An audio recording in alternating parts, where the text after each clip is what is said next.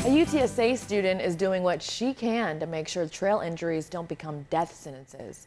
Inventor Kalina Shen made a first-of-its-kind device that can transform a bicycle into a medical transport vehicle.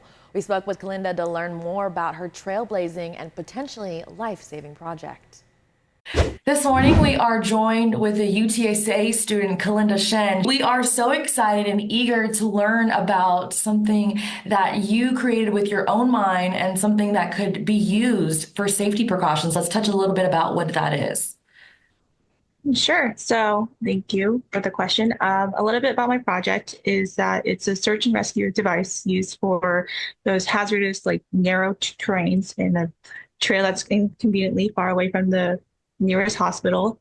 And oftentimes rescues involve either a patient waiting hours to get airlifted by a helicopter or waiting up to days for a group of 30 people, rescuing them by foot. And oftentimes that leads to, unfortunately, people losing their lives waiting to get rescued. And my goal is to come up with a third solution, which is faster and get those patients out of the terrain faster to save lives. This sounds so amazing. What inspired you to create this project? And so this project was pitched to me by University of Texas Health at San Antonio. It's somewhere I'm dear because I've done tons of internships and stuff like that there, and I've done research for them. And they're like, "Hey, like, aren't you like a pre-medical student? Like, aren't you like interested in orthopedics?" And I was like, "Yes, I am." Like, "Well, we have a project for you, and this is a challenge because no one in the past 15 years has ever been able to solve this issue because they have like hand wheel structures where they had to have switch between 15 rescuers to carry a person miles and miles down, but they never had anything attached to an e-bike. So with my engineering background and my interest in medicine, I just merged it together to come up with a device like this. So that's what particularly drove me into this project. It was a challenge because it's all mechanical and I'm a biomedical engineer. So I know everything about anatomy, but now I have to challenge myself to learn more about biomechanics and learn more about like the OSHA standards that go into this device. So speaking about what went into it, what was the process going from the idea, that was pitched to you, and then putting it into the actual product?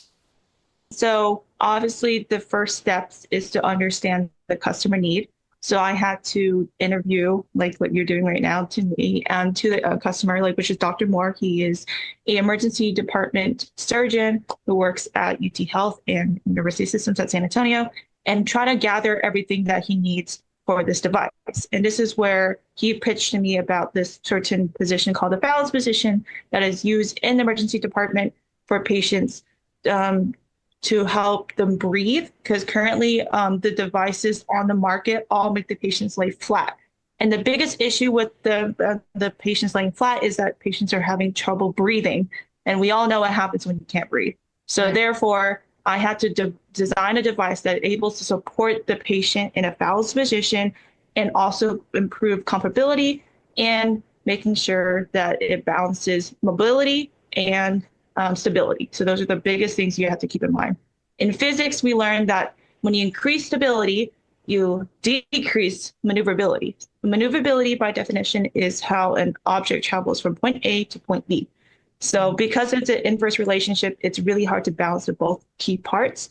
So I had to design a device that basically balances all three components and also have even weight distribution. So it's like a lot of physics going on and a lot of like things I had to juggle in one device. So that's why it's really hard that no one was able to solve this issue. So my next question is, how does it feel to basically create this groundbreaking and be the first one to create a prototype like this?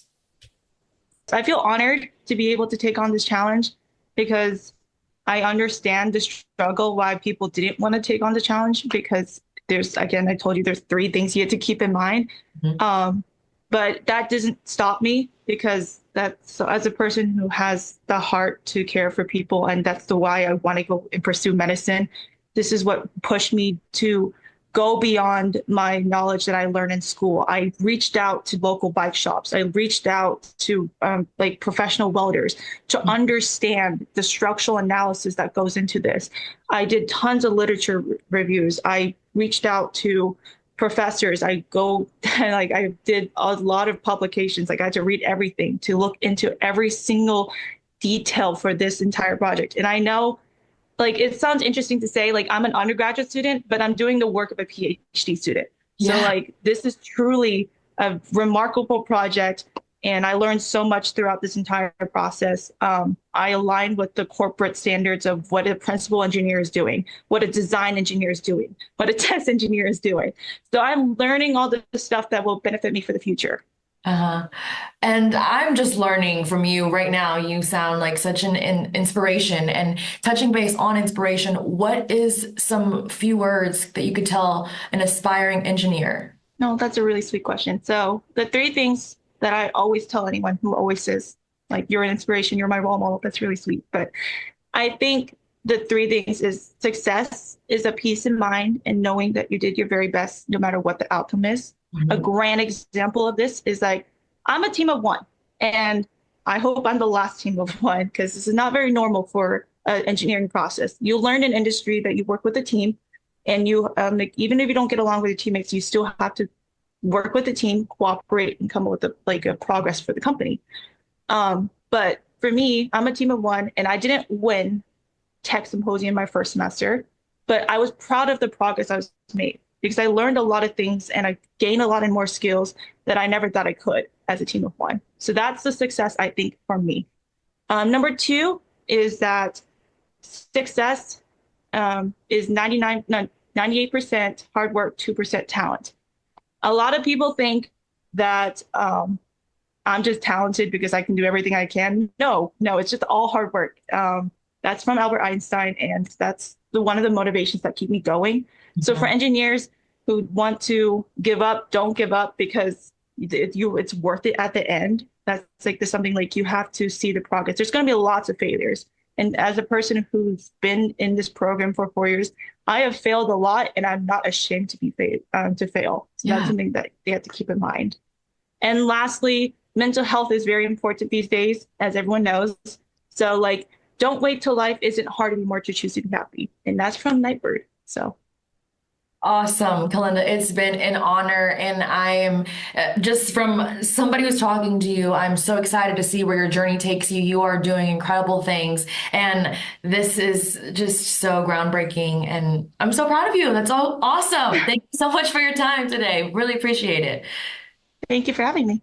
Thank you so much.